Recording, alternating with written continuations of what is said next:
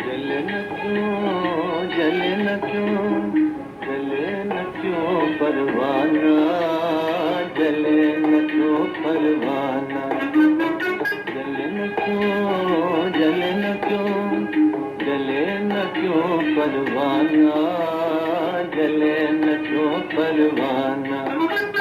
क्षमा दिखाकर हुस्न के जलवे, क्षमा दिखाकर हुस्न के जलवे, बना दे जब दीवाना, जले न क्यों परवाना।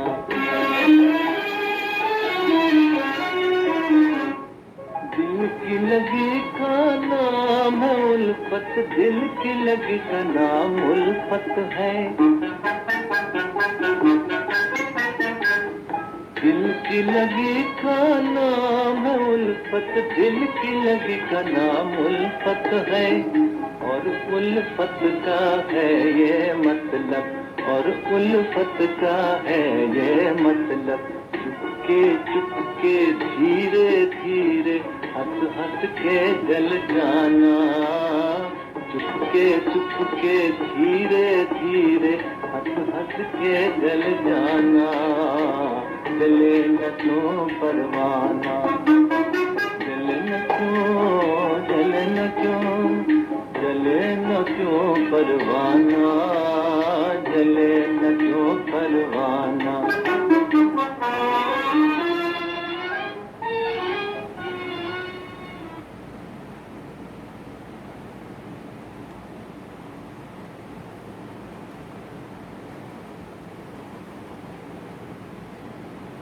ओम शांति। आज 28 तारीख के बाबा के महावाक्य है, सार है मीठे बच्चे, ये पुरुषोत्तम बनने का संगम युग है। इसमें कोई भी पाप कर्म नहीं करना है। ये पुरुषोत्तम बनने का संगम युग है, इसमें कोई भी पाप कर्म नहीं करना है।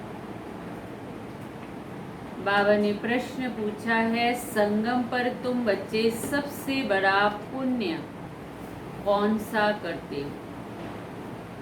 उत्तर है, स्वयं को बाप के हवाले कर देना, अर्थात संपूर्ण स्वाहा हो जाना, ये है सबसे बड़ा पुण्य। अभी तुम ममता मिटाते हो, बाल बच्चे घर बार सबको भूलते हो, यही तुम्हारा व्रत है। आप में मर गई दुनिया, हम जीते जी मर गए, माना हमारे लिए दुनिया मर गई। अभी तुम विकारी संबंधों से मुक्त होते हो। गीत है, जले ना क्यों परवाना। ओम शांति। ये सब भक्ति मार्ग में बाबा की महिमा करते हैं। ये है परवानों की क्षमा के लिए महिमा। जबकि बाबा आए हैं तो क्यों ना जीते जी उनका बन जाए। जीते जी कहा ही उनको जाता है जो एडॉप्ट करते हैं। पहले तुम आसुरी परिवार के थे, अब तुम ईश्वरीय परिवार के बने हो। जीते जी ईश्वर ने आकर एडॉप्ट किया है। इसको फिर शरणागति भी कहा जाता है। गाते हैं ना, शरण पड़ी में तेरे। अब प्रभु की शरण पड़े, जबकि वो आए अपनी ताकत दिखाने, जलवा दिखाने। वही सर्वशक्तिमान है ना, बरोबर उनमें कशिश भी है ना, सब कुछ छुड़ा देते हैं। बरोबर जो बाप के बच्चे और बच्चियां बनते हैं, वो आसुरी संप्रदाय के संबंध से तंग हो जाते हैं। कहते हैं, बाबा ये सब संबंध छूटेंगे। कब ये छूटेंगे? यहाँ ये पुराना संबंध भूलना पड़ता है। आत्मा जब देह से अलग हो जाती है तो बंधन खलास हो जाते हैं। इस समय तुम जानते हो सबके लिए मौत है और ये जो बंधन है सब विकारी बंधन है। बच्चे अब जानते हैं निर्विकारी संबंध चाहते हैं। निर्विकारी संबंध में थे, फिर विकारी संबंध पड़े, फिर हमारी निर्विकारी संबंध होगा। ये बातें और किसी की बुद्धि में नहीं होती। बच्चे जानते हैं हम आसुरी बंधन से मुक्त होने का पुरुषार्थ कर रहे हैं। एक बाप से योग रखा जाता है, उस तरफ एक रावण, इस तरफ एक राम। ये बातें दुनिया नहीं जानती। कहते भी है राम राज्य चाहिए, परंतु सारी दुनिया रावण राज्य में है। ये कोई समझते नहीं है। राम राज्य में तो पवित्रता सुख शांति थी, अब वो नहीं है। परंतु जो कहते हैं उनको महसूस नहीं करते। गाया भी जाता है ये आत्माएं सब सीताएं हैं। एक सीता की बात नहीं है, ना एक अर्जुन की, ना एक द्रौपदी की। ये तो अनेकों की बात है। दृष्टांत एक का देते हैं। तुमको भी कहा जाता तुम सब अर्जुन मिसल हो। अर्जुन माना अर्जित करने वाले। तुम कहेंगे अर्जुन तो भागीरथ हो गया। बाबा कहते मैं साधारण बूढ़े तन का ये रथ लेता हूँ। उन्होंने फिर चित्रों में घोड़ा गाड़ी दिखा दिया। इसको अज्ञान कहा जाता है। बच्चे समझते हैं ये शास्त्र आदि जो है ये सब भक्ति मार्ग के हैं। ये बातें कोई समझ ना सके। जब तक 7 रोज समझने का कोर्स ना ले तब तक ये बातें कोई समझेंगे नहीं। भक्ति अलग, ज्ञान, भक्ति और वैराग कहते हैं ना। वास्तव में सन्यासियों का वैराग कोई सच्चा नहीं है। ये तो जंगल में जाकर फिर आए शहरों में निवास कर बड़े बड़े मकान आदि बनाते हैं। सिर्फ कहते हैं हमने घर-बार छोड़ा है। तुम्हारा है सारी पुरानी दुनिया से वैराग। वो सिर्फ घर-बार छोड़ते हैं। बाबा कहते तुम्हारे है सारी पुरानी दुनिया से वैराग। यथार्थ बात ये है, वो है हद की बात, इसलिए उसको हठ योग, हद का वैराग कहा जाता है। तुम बच्चे जानते हो ये पुरानी दुनिया अब खत्म होनी है, इसलिए जरूर इससे वैराग आना चाहिए। बुद्धि भी कहती है नया घर बनता है तो पुराने घर को तोड़ा जाता है। तुम जानते हो अभी तैयारियां हो रही है। कलयुग के बाद फिर सतयुग जरूर आएगा। ये है पुरुषोत्तम संगम युग। पुरुषोत्तम मास भी होता है ना, तुम्हारा पुरुषोत्तम युग। पुरुषोत्तम मास में दान पुण्य आदि करते हैं। तुम इस पुरुषोत्तम युग में सर्वस्व स्वा कर लेते हो। जानते हो ये सारी दुनिया ही स्वा होनी है, तो सारी दुनिया का सर्वस्व स्वा होने से पहले हम अपने को क्यों न स्वा करें। इसका तुमको कितना पुण्य मिलेगा। ये है हद का पुरुषोत्तम मास। बाबा कहते वो है हद का पुरुषोत्तम मास। ये है फिर बेहद की बातें। पुरुषोत्तम मास में बहुत कथाएं सुनते हैं। भक्ति मार्ग में बहुत महत्व है पुरुषोत्तम मास का। भक्ति करना, कथाएं पढ़ना, मंदिर जाना, पूजा पाठ करना। बाबा कहते व्रत आदि नियम आदि रखते हैं। तुम्हारा तो बड़ा भारी व्रत है। तुम्हारे बल बाल बच्चे घर-बार आदि सब है, परंतु दिल से ममता मिट गया है। आप मोए मर गई दुनिया। बाबा कहते ये नहीं, तुम जानते हो ये सब खत्म होना है। बाबा के बने हैं पुरुषोत्तम बनने के लिए। सर्व पुरुषों में अर्थात मनुष्य में उत्तम ये लक्ष्मी नारायण सामने खड़े हैं। इनसे उत्तम कोई भी मनुष्य हो नहीं सकते। लक्ष्मी नारायण विश्व के मालिक थे। तुम आए हो ऐसे पुरुषोत्तम बनने के लिए। सभी मनुष्य मात्र सद्गति को पाते हैं। मनुष्य की आत्मा पुरुषोत्तम बन जाती है तो फिर उसके रहने का स्थान भी ऐसा उत्तम होना चाहिए। जैसे प्रेसिडेंट सबसे ऊंच पद पर है तो उसको रहने के लिए राष्ट्रपति भवन मिल जाता है। कितना बड़ा महल है, बगीचा आदि है। ये हुई यहाँ के बातें। जितना ऊंचा पद उसको रहने का स्थान भी बाबा कहते कितना बड़ा मिलता है, बगीचा है। फिर वो तो यहाँ की बातें। राम राज्य को तो तुम जानते हो। बाबा कहते यहाँ इतना कुछ मिल सकता है तो सतयुग में एक एक को क्या कुछ नहीं मिल सकता। तुम सतयुगी पुरुषोत्तम बनते हो, फिर ये कलयुगी पुरुषोत्तम रहेंगे नहीं। तुम संगम युगी पुरुषोत्तम बनने के लिए पुरुषार्थ, तुम सतयुगी पुरुषोत्तम बनने के लिए पुरुषार्थ कर रहे हो, लेकिन कहाँ पे? संगम पर। अभी तुम संगम युगी हो। तुम जानते हो हमारे महल कैसे बने हुए होंगे। कल राम राज्य होगा, तुम राम राज्य में पुरुषोत्तम बनेंगे। तुम चैलेंज करते हो कि हम रावण राज्य को बदल राम राज्य स्थापन करेंगे। जब चैलेंज किया है तो एक दो को पुरुषोत्तम बनाना पड़े। चैलेंज कर ही लिया है तो बाबा कहते खुद भी बनो और औरों को बनाओ।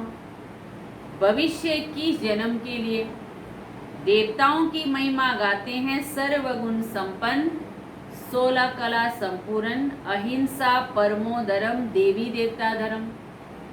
तुम जानते हो और कोई मनुष्य नहीं जानते हैं।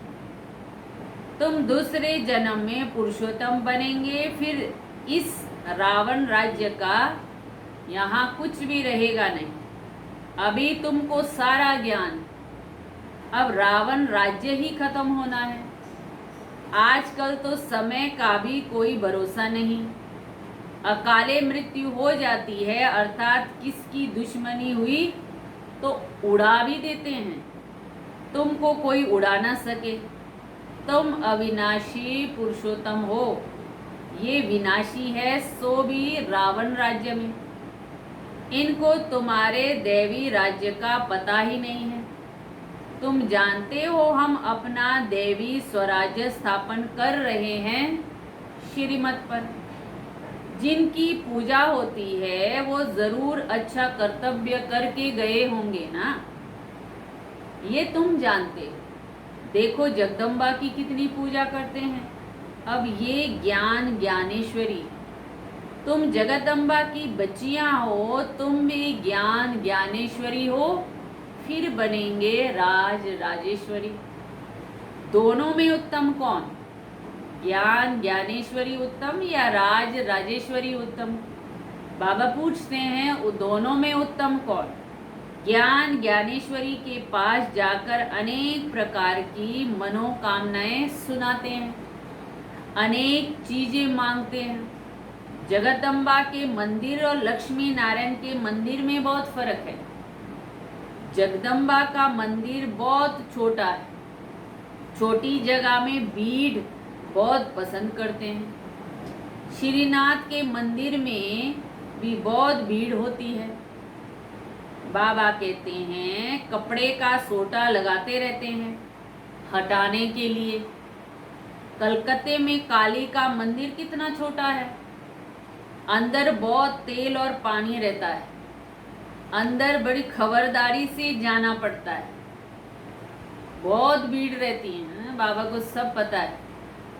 लक्ष्मी नारायण का मंदिर बहुत बड़ा होता है, जगदम्बा का छोटा क्यों?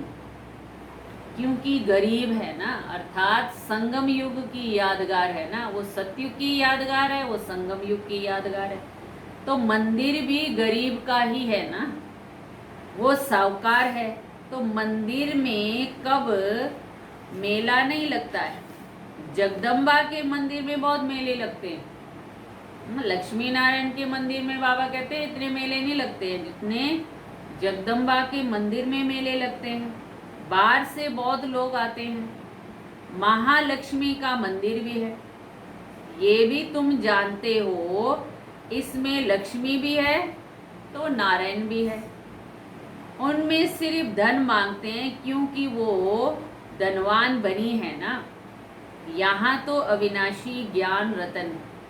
धन के लिए लक्ष्मी के पास जाते हैं, बाकी अनेक आशाएं रख जगदम्बा के पास जाते हैं।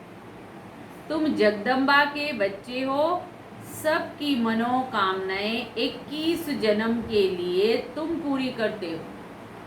एक ही महामंत्र से सब मनोकामनाएं 21 जन्म के लिए पूरी हो रही है। दूसरे जो भी मंत्र आदि देते हैं इसमें अर्थ कुछ नहीं। बाबा समझाते हैं ये मंत्र भी तुमको क्यों देता हूँ, क्योंकि तुम पतित हो ना। माम एकम याद करेंगे तब ही पावन बनेंगे। ये सिवाय बाबा के आत्माओं को कोई कह न सके। ऐसी बातें सिवाय बाबा के कोई भी आत्माओं को कह न सके। इससे सिद्ध होता है ये सहज राजयोग बाबा ही सिखाते हैं, मंत्र भी वही देते हैं। 5000 वर्ष पहले भी ये मंत्र दिया था। ये स्मृति आई है, अभी तुम सम्मुख बैठे हो। क्राइस्ट होकर गया, फिर उसकी बाइबल पढ़ते रहते हैं। वो क्या करके गए? धर्म की स्थापना करके गए। तुम जानते हो शिव बाबा क्या करके गए, कृष्ण क्या करके गए। कृष्ण तो सत्युग का प्रिंस था, जो ही फिर नारायण बना, फिर पुनर्जन्म लेते आए हैं। शिव बाबा भी कुछ करके गए हैं, तब तो उनकी इतनी पूजा आदि होती है। अभी तुम जानते हो वो राजयोग सिखा रहे हैं, भारत को स्वर्ग बना रहे हैं। जिस स्वर्ग का पहला नंबर मालिक खुद नहीं बने, वो तो श्री कृष्ण बना। जरूर कृष्ण की आत्मा को पढ़ाया, ये तुम समझ गए हो। कृष्ण की वंशावली तुम बैठे हो। राजा रानी को मात पिता अन्नदाता भी कहते हैं, तो तुम भी उसके वंशावली हो। राजस्थान में भी राजा को अन्नदाता कहा जाता है। राजाओं की कितनी मान्यता होती है। आगे सब शिकायतें राजा के पास आती थी, दरबार लगती थी।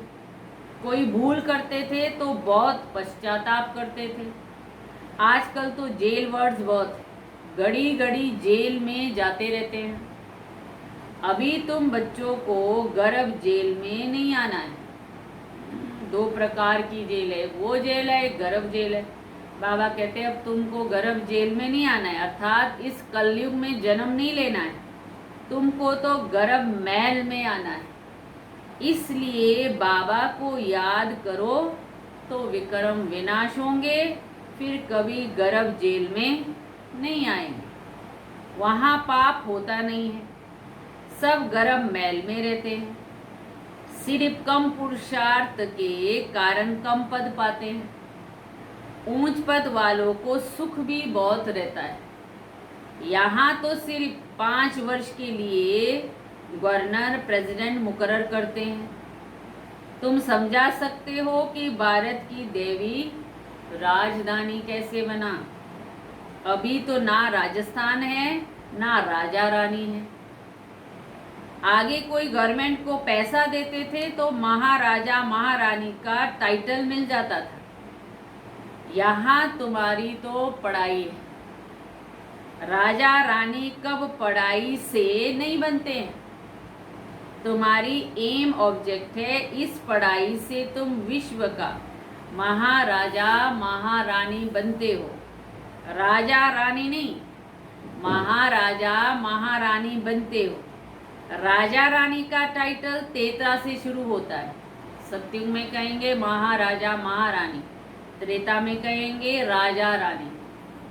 अभी तुम ज्ञान ज्ञानेश्वरी बनते हो, फिर राज राजेश्वरी बनेंगे। बाबा कहते कौन बनाएगा? ईश्वर। कैसे? राज योग और ज्ञान से। राजाई के लिए बाबा को याद करना है। बाप तुमको स्वर्ग का मालिक बनाते हैं, ये तो बहुत सहज है ना। हेवन स्थापन करने वाला गॉड फादर हेवन में तो हेवन की स्थापना नहीं करेंगे ना, जरूर उन्हों को संगम पर पद मिलता है। इसलिए तुमको सुहाना कल्याणकारी संगम युग कहा जाता है।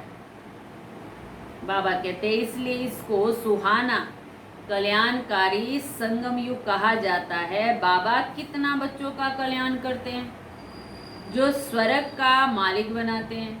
कहते भी है परम पिता परमात्मा नई दुनिया रचते हैं, परंतु उसमें कौन राज्य करते हैं ये किसी को पता नहीं।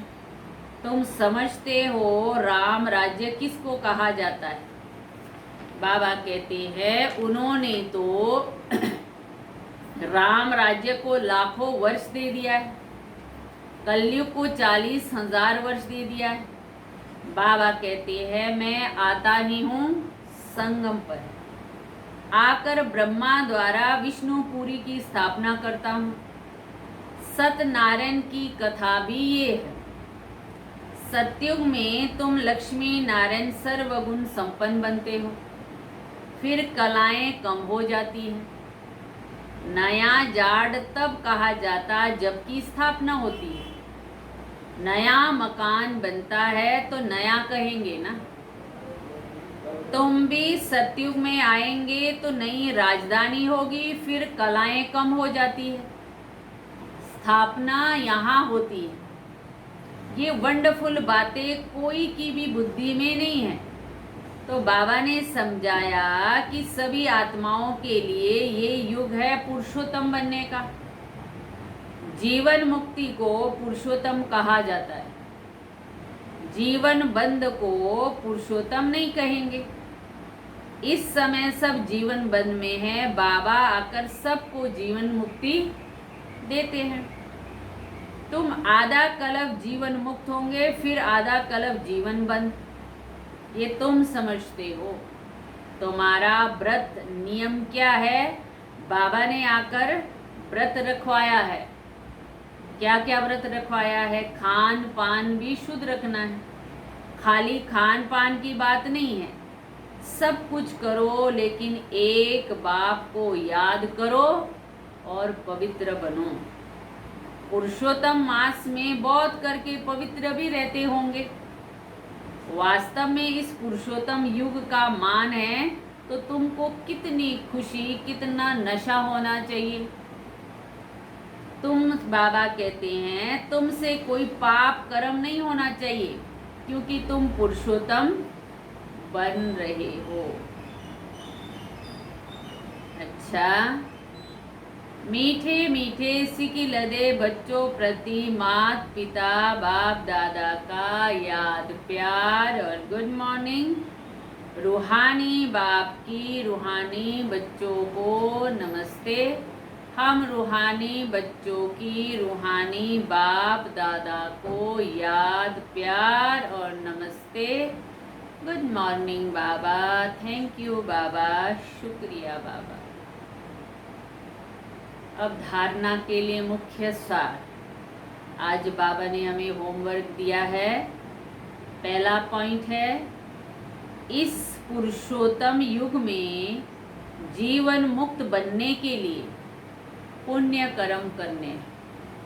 इस पुरुषोत्तम युग में जीवन मुक्त बनने के लिए पुण्य कर्म करने।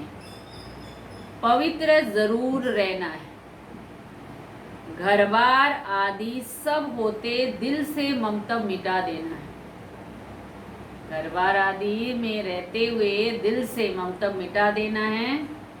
दूसरा पॉइंट है, श्रीमत पर अपने तन मन धन से देवी राजस्थान स्थापन करना है। श्रीमत पर अपने तन मन धन से देवी राजस्थान स्थापन करना है। पुरुषोत्तम बनाने की सेवा करनी है। पुरुषोत्तम बनाने की सेवा करनी है।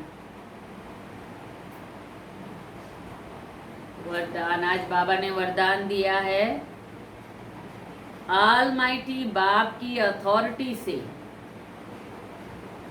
हर कार्य को सहज करने वाले सदा अटल निश्चय बुद्धि भव। ऑलमाइटी बाप की अथॉरिटी से हर कार्य को सहज करने वाले सदा अटल निश्चय बुद्धि भव। हम सबसे श्रेष्ठ ऑलमाइटी बाप की अथॉरिटी से सब कार्य करने वाले हैं। ये इतना अटल निश्चय हो कि कोई टाल ना सके। इससे कितना भी कोई बड़ा कार्य करते अति सहज अनुभव करेंगे। जैसे आजकल साइंस ने ऐसी मशीनरी तैयार की है जो कोई भी प्रश्न का उत्तर सहज मिल जाता है। आजकल तो गूगल में डालो, जो भी चीज चाहिए सामने उसी समय मिल जाता है।